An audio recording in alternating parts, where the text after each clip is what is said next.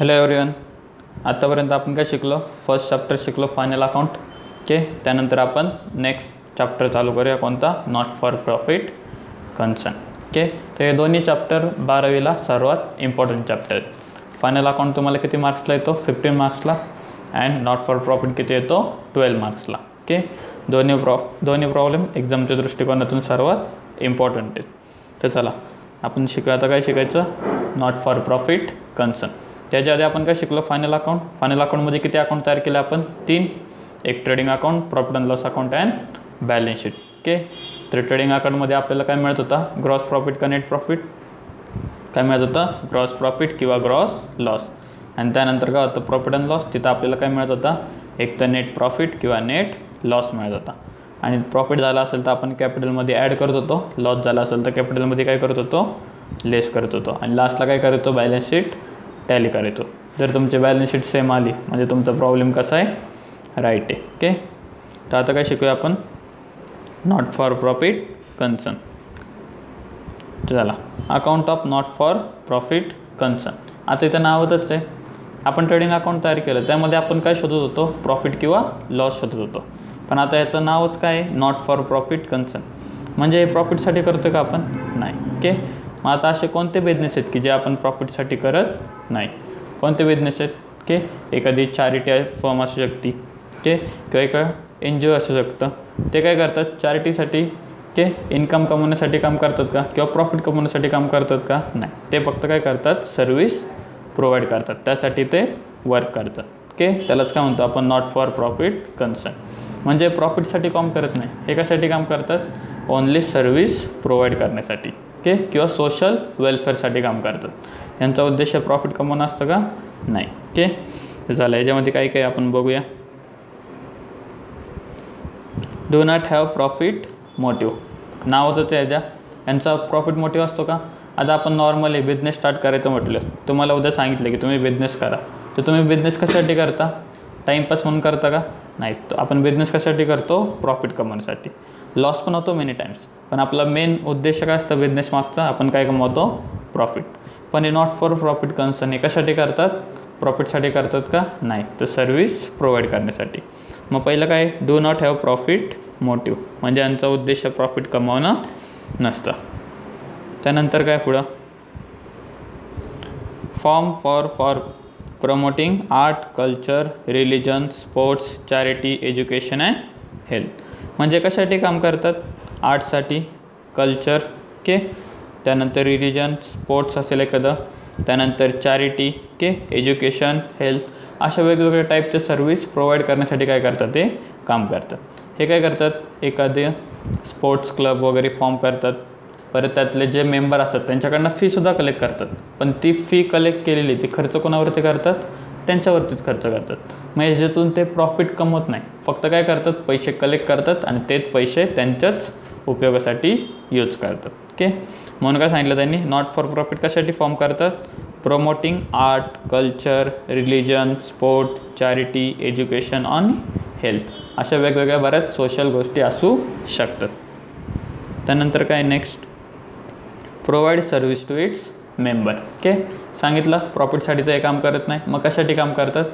Service provide करण्यासाठी. Okay, एखादा club form केलं तर त्यामध्ये समजा 100 मेंबर असतील, तर ते काय करतात? 100 मेंबर्सकडून फीज कलेक्ट करतात, मेंबरशिप फी कलेक्ट करतात आणि त्या फीचा उपयोग त्यांच्यासाठी सर्व्हिस प्रोव्हाइड करण्यासाठी करतात. ओके, मग याच्यातून ते प्रॉफिट कमवतात का?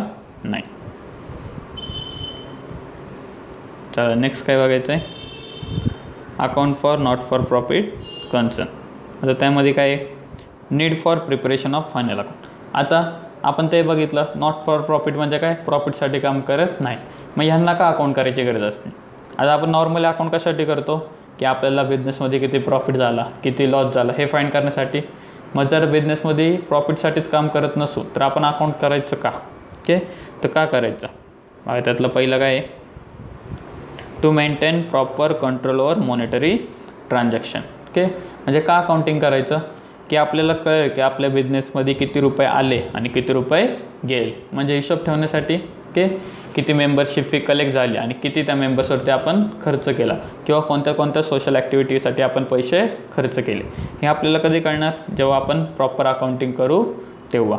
मग पहिलं काय, to maintain proper control over monetary transaction. Okay, त्यानंतर सेकंड काय, to know the sources of income and heads of expenditure.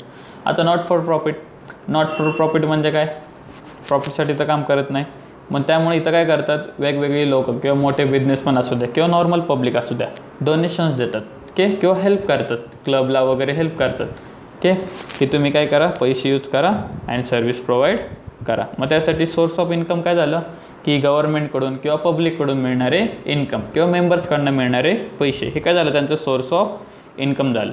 म्हणजे अशा टाईपमधून यांना काय मिळतात, पैसे मिळतात.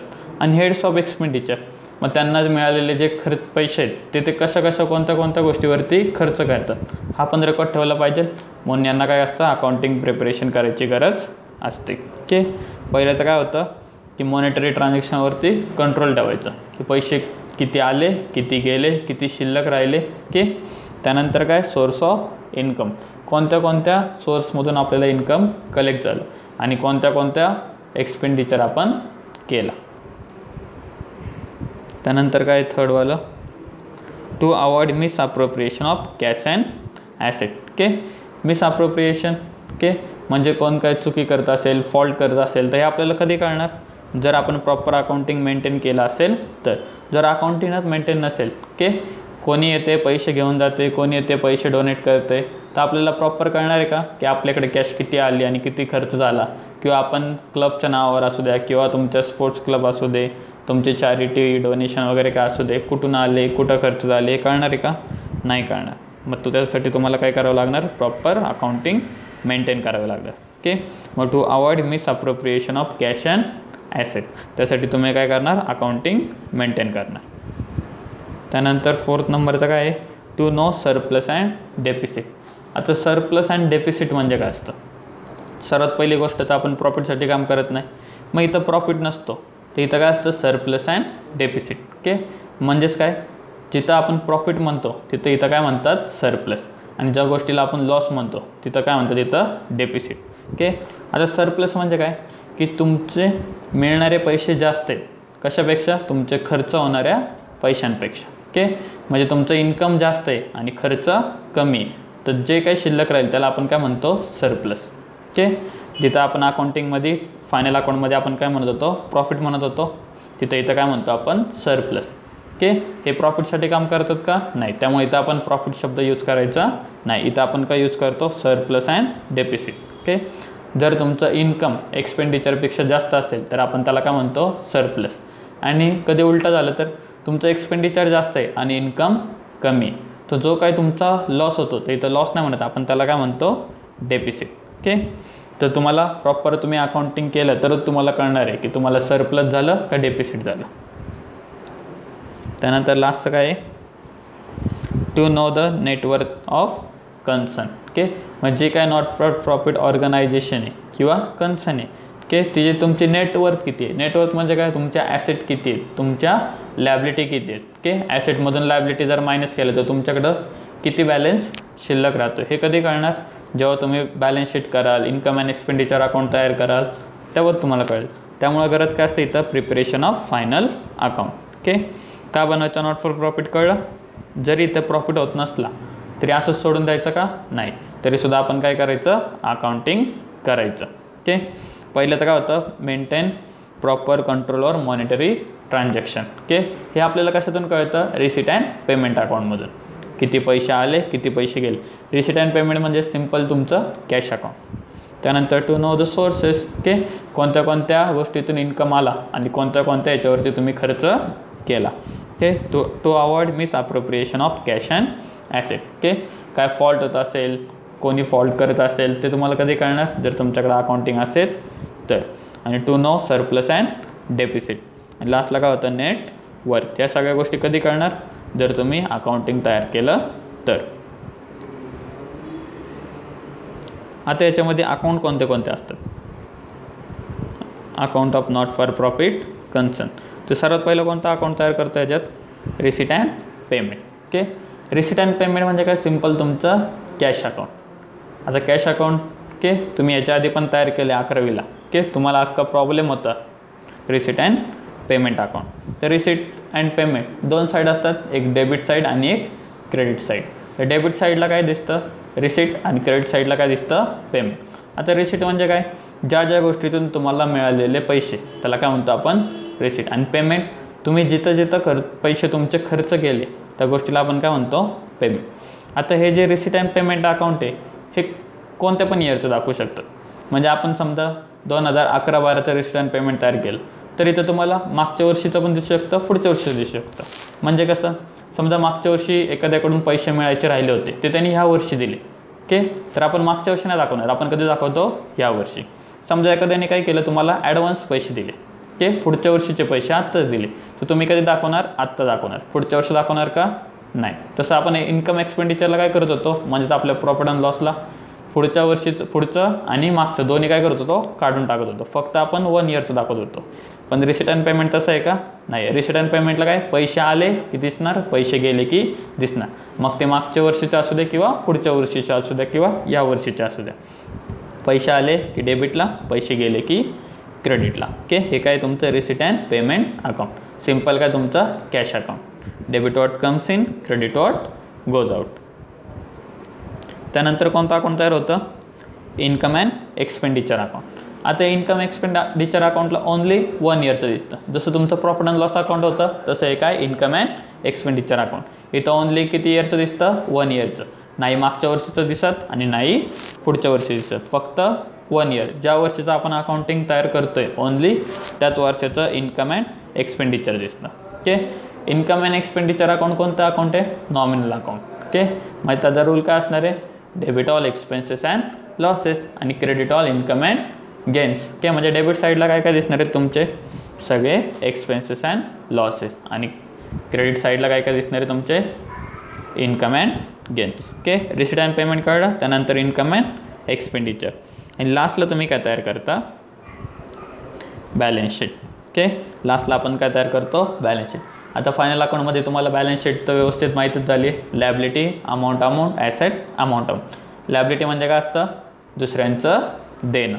आणि ॲसेट म्हणजे काय असतं, आपल्या ओन प्रॉपर्टीज किंवा आपल्याला मिळणारे पैसे. ओके तर आता बघा receipt and payment account, income and expenditure account आणि बॅलन्स शीट हे 3 अकाउंट तुम्हाला ओपन नाही करायचे, फक्त तुम्हाला 2च करायचे. ओके कोणतं, इन्कम अँड एक्सपेंडिचर अकाउंट हे तुम्हाला ओपन करायचं आहे अँड बॅलन्स शीट तुम्हाला ओपन करायची.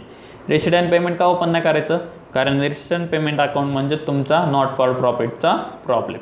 ओके नॉट फॉर प्रॉफिटचा प्रॉब्लेम का असतो तुमचा, रिसिट अँड पेमेंट अकाउंट हा तुम्हाला ऑलरेडी दिलेला असणार आहे. त्याच्यावरून तुम्हाला income and expenditure and balance sheet असे 2 अकाउंट तयार करायचे. म्हणजे एक अकाउंट आणि एक बॅलन्स शीट. बॅलन्स शीट काय आपलं स्टेटमेंट आहे, त्याला आपण अकाउंटिंग म्हणतो का नाही. ओके बॅलन्स शीट काय आपलं स्टेटमेंट.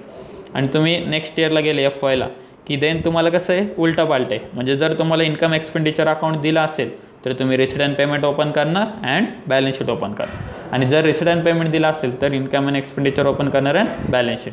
पण आता 12th तुम्हाला फक्त काय सिम्पल काय आहे, तुम्हाला प्रत्येक प्रॉब्लेममध्ये रिसिट अँड पेमेंट अकाउंट दिलेलं असणार आहे आणि त्याच्यावरून तुम्ही income and expenditure and balance sheet हे 2च तयार करायचे तुम्हाला, एक अकाउंट आणि एक स्टेटमेंट. ओके बॅलन्स शीट आपली नॉर्मल जशी असते तशी. त्यानंतर income and expenditure account same कसं करणार, जसं आपलं प्रॉफिट अँड लॉस अकाउंट होतं त्या टाईपमध्ये. जेव्हा आपण प्रॉब्लेम सॉल्व्ह करू तेव्हा तुम्हाला ते क्लिअरली समजून जाईल. ओके तर नॉट फॉर प्रॉफिट कळलं. नॉट फॉर प्रॉफिट म्हणजे काय, कशासाठी काम करतात, प्रॉफिटसाठी काम करतात का नाही. त्यांचं काय असतं, do not have profit motive, म्हणजे प्रॉफिटसाठी ते अजिबात काम करत नाही. ते फक्त कशासाठी करतात, सर्व्हिस प्रोव्हाइड करण्यासाठी. Okay as a best example म्हणजे आपले trust. Okay Dagdusheth Halwai Ganpati trust हे काय प्रॉफिटसाठी काम करतात का, ओके नाही. ते हे कशासाठी करतात, लोकांना सर्व्हिस प्रोव्हाइड करण्यासाठी. ओके त्यानंतर NGO वगैरे असतात. ओके त्यांचं मेन उद्देश काय असतं, art, culture, religion, sports, charity, education, health यांना प्रमोट करायचं. ओके म्हणजे जिथं जिथं सोशल सर्व्हिसची गरज आहे तिथं इथं हे जाऊन उभे राहतात. किंवा हे फक्त त्यांच्या क्लबमधले असू दे किंवा कोणत्या फर्ममध्ये असो, त्यांना फक्त काय करतात, सर्व्हिस प्रोव्हाइड करतात. ओके तर हे काय तुमचं नॉट फॉर प्रॉफिट कन्सर्न. आजच्या लेक्चरला आपण एवढंच शिकूया. नेक्स्ट लेक्चरला काय करणार आहे आपण याच्यावरचा फॉर्मॅट बघूया आणि त्याच्या नेक्स्ट लेक्चरला आपण काय करूया, प्रॉब्लेम स्टार्ट करूया. तर तुम्ही काय करणार, बुकमध्ये हे सगळं काय करा, कॉपी करून ठेवा. ओके.